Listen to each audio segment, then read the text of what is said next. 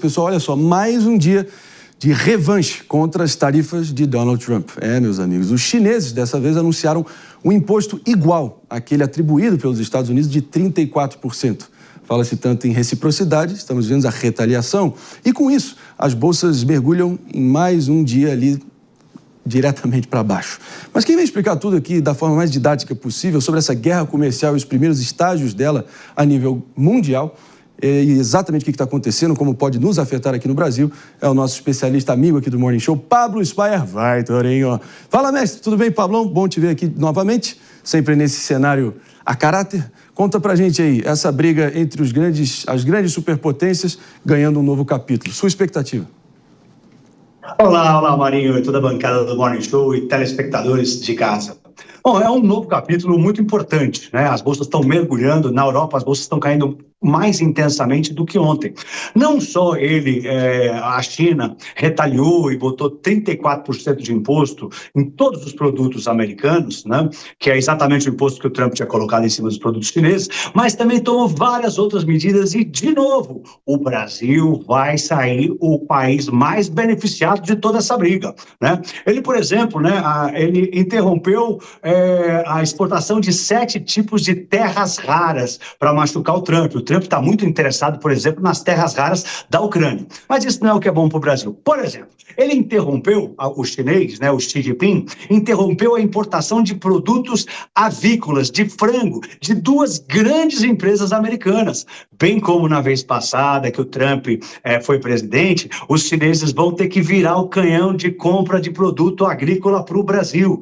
Vai ter que comprar frango, mais carne do Brasil.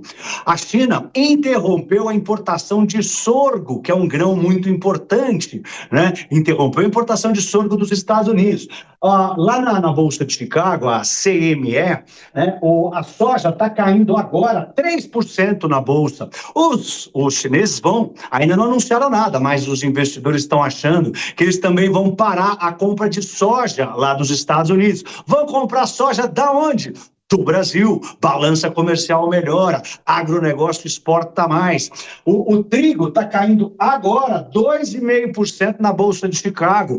Os chineses não falaram nada do trigo ainda, mas já está todo mundo prevendo. Vai ter alguma retaliação no trigo também. Os chineses vão comprar trigo da onde? Do Brasil. Balança comercial para cima, dólar para baixo.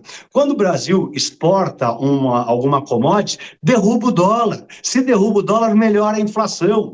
Quer outro exemplo, Marinho? Por exemplo, a gente ficou na menor banda de imposto, né? A gente vai sofrer 10% de impostos novos quando a gente exportar produtos para os Estados Unidos.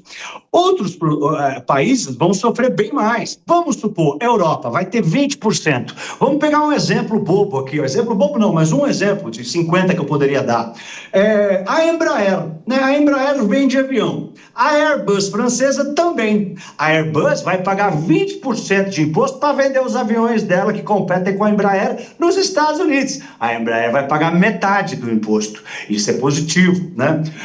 Outra coisa, né? A queda do preço do petróleo. O petróleo está mergulhando. 7% agora, né? Ontem caiu 7%, hoje mais 7%, 14% de queda no petróleo, hoje, de ontem para hoje. Né? Então isso, né, tudo bem, pode machucar a Petrobras, mas ninguém está esperando o lucro da Petrobras, né? O pessoal está preocupado com a inflação aqui no Brasil para poder derrubar a taxa de juros. Com esse petróleo mergulhando do jeito que está, isso vai arrefecer a inflação do planeta Terra inteiro. Por mais que nos Estados Unidos a expectativa seja de inflação, hoje, tem muitos economistas pensando que talvez os Estados Unidos não exporte tanta inflação. Pensa, por exemplo, os chineses, que agora vão estar com maior dificuldade de vender produtos lá. Eles vão ter que desovar um mar de produto no resto do mundo. Isso vai derrubar os preços dos produtos que os chineses precisam desovar em outros países, inclusive no Brasil, né? Se cai a inflação, juros para baixo melhora, aquece a economia brasileira. Né? Outra coisa, a queda do dólar. O dólar está mergulhando no planeta Terra, está derretendo, está afundando. Né? O índice do dólar global, não o nosso dólar contra o real, não o real contra o dólar no mundo está caindo. Se cai o dólar, cai a inflação. Se cai a inflação, cai os juros. Se cai os juros, a economia aquece. Então, por exemplo, lá nos Estados Unidos, a taxa de juros está afundando lá, porque também o Trump está interessado em derrubar a taxa de juros lá na América, porque eles têm uma dívida de 36 trilhões de dólares. E se ele derruba bastante os juros, como ele fez, que caiu agora, né, ele diminui o custo da dívida dele. Então, mas se cai os juros lá fora, isso ajuda o nosso Banco Central a cortar juros, porque você fica com um competidor que está pagando menos. Então, também é bom para o Brasil. Então, o que eu tenho lido lá fora, Marinho, é que o Brasil é o país que vai sair melhor beneficiado dessa guerra comercial que o Trump montou contra a China e contra o mundo. Que você esteja certo. Sinceramente, essa é a nossa expectativa. Agora, nesse mar de incertezas aí, realmente muitas interrogações no ar. Inclusive, só em nome da precisão aqui, peguei aqui meu instrumento de trabalho, meu amiguinho aqui, até o próprio Trump já veio na plataforma de rede social pessoal dele, a Truth Social, e já para dar o tom aí do que a gente pode esperar, ele disse, né, que China played it wrong, they panicked, the one thing they could not afford to do. Traduzindo, a China jogou errado, eles entraram em pânico, a única coisa que eles não podem se dar o luxo de fazer. Acho que isso aí já vai dar o tom bem beligerante do que a gente pode esperar. Não é isso, Pablo? Isso, ele também disse na plataforma que as políticas dele não vão mudar. I will never change. Never change, never change. Never. Vamos aqui com o nosso little Pepe. Vai com a próxima pergunta, por favor. Oi, Pepe. A próxima pergunta. Grande Torinho, meu querido, prazer estar contigo aqui. Ô, Torinho, você está muito otimista, cara. Você está muito otimista, estou gostando de ver, cara. Você foi questão, por exemplo, da Embraer, né? Que com certeza taxar mais o Airbus, né? Mais a França, né? Pode dar um mercado maior para a Embraer. Mas a Embraer fabrica 200 aviões só por ano, a Airbus fabrica 800 por ano, né? 4 vezes mais que a Embraer. Ou seja, o Brasil, infelizmente, não está preparado para surfar nessa onda positiva. Aí tem um ponto que eu acho interessante também, por exemplo, aí eu queria ver a tua opinião, Torinho. O Brasil deveria certamente aproveitar essa oportunidade. Por exemplo, né? Briga entre China e Estados Unidos em relação a Taiwan, em relação à produção de semicondutores no Taiwan. Estados Unidos taxou 34% Taiwan. O Brasil poderia, de certa forma, criar no Brasil uma fábrica de semicondutores também e surfar nessa onda, né? Aí eu pergunto para você, por que o Brasil pede sempre essa oportunidade, Torinho? Chip Brás, Torinho. O ponto é que é muito caro, né, Pepe, montar uma fábrica dessa. Custa, sei lá, 100, 200, 500 bilhões de dólares, 1 trilhão de dólares. São valores estratosféricos. Então, e demora também, né? Você tem todo o custo de aprendizagem, você tem todo o tempo que demora para construir. Mas, por exemplo, no mercado de carnes, o Brasil está super bem posicionado. A China vai cortar, eventualmente, o consumo de carne lá dos Estados Unidos e vai virar o canhão para cá. Então, a gente tem que focar nos mercados que a gente já está posicionado. Você tem toda a razão. Nos mercados que não está posicionado, não tem o que fazer. Existe, sim, a gente aprender isso e tentar conseguir atrair investidores que queiram investir aqui no Brasil, montar essas empresas de altíssima tecnologia para que quando tiverem todas montadas, a gente se beneficie aí do comércio global. É isso aí. Agora, há de se lembrar, né? Os Estados Unidos seguem sendo o maior mercado consumidor, até importador do planeta, assim, léguas à frente do segundo colocado. Então vai ter o impacto vai ser absurdo, né? E aí talvez o raciocínio ali por trás da equipe econômica do Trump é que realmente a China vende isso aqui bem alto para os Estados Unidos, enquanto os Estados Unidos vende isso aqui comparativamente para a China. E eles estão se perguntando, quem é que não quer uma guerra comercial? Provavelmente na cabeça deles é a China, que tem muito mais a perder do que eles mesmos. Mas claro que, enfim, esse julgamento ainda está em aberto. Vamos ver como é que vai se dar na prática. Mano Ferreira, quer comentar? Eu queria entender do Torinho o que é que ele acha desses mercados em que o Brasil tem condições de se posicionar de forma mais incisiva, diferentemente da utopia do PP, de começar do zero, coisas que a gente ainda não está posicionado.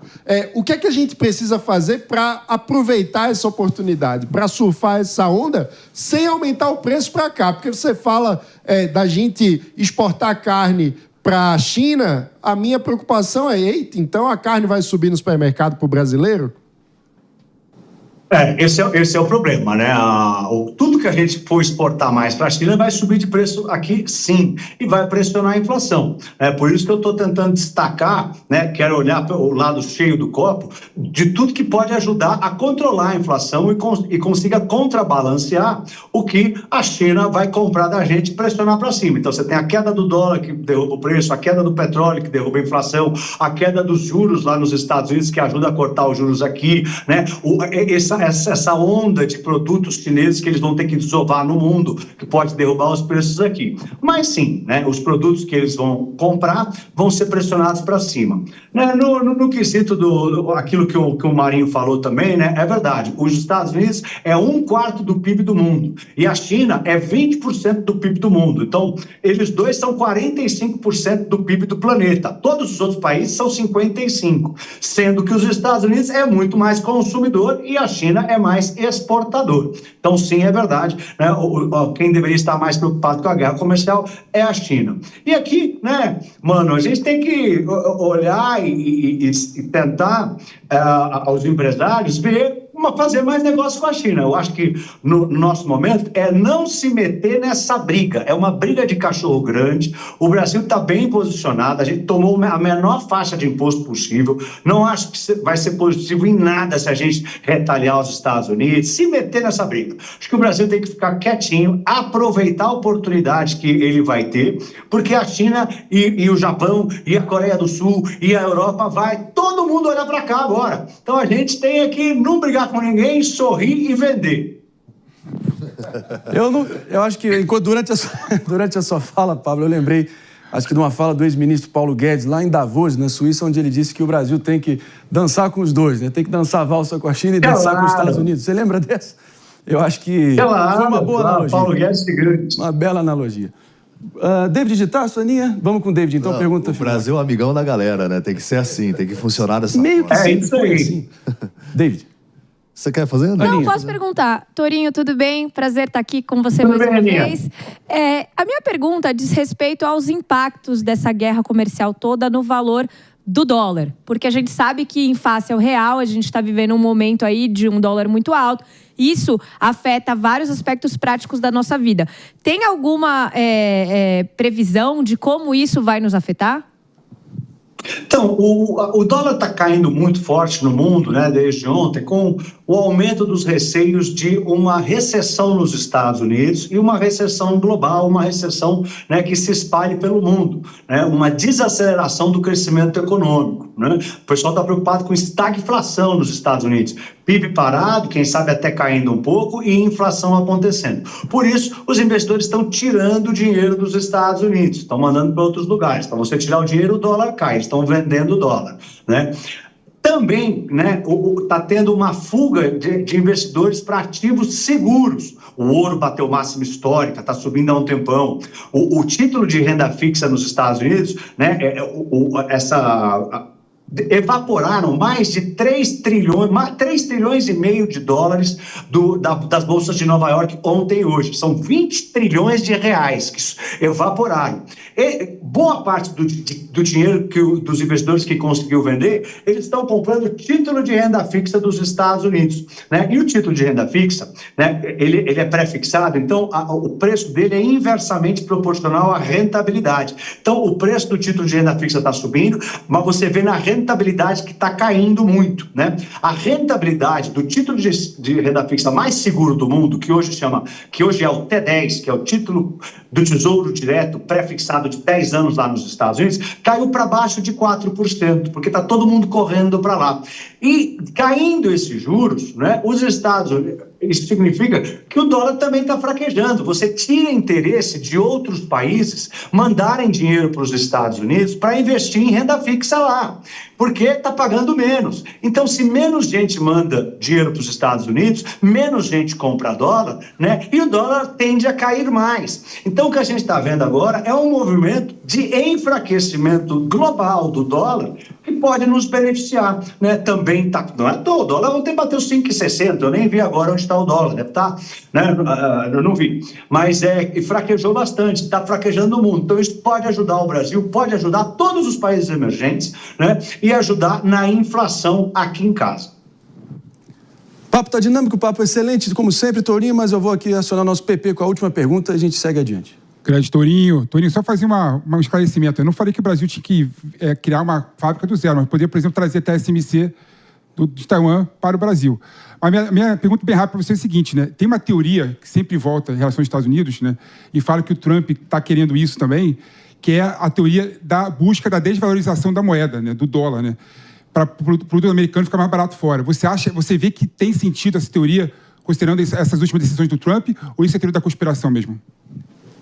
Não, eu acho que tem sentido, né? Mas a desvalorização do dólar seria uma derivada da queda dos juros. Ele quer derrubar os juros, né? E para derrubar os juros tem que derrubar o dólar, né? Porque a dívida americana é impagável. São 36 trilhões de dólares. É um negócio impensável. É só imprimindo dinheiro que vai gerar mais inflação. Então ele não quer fazer isso.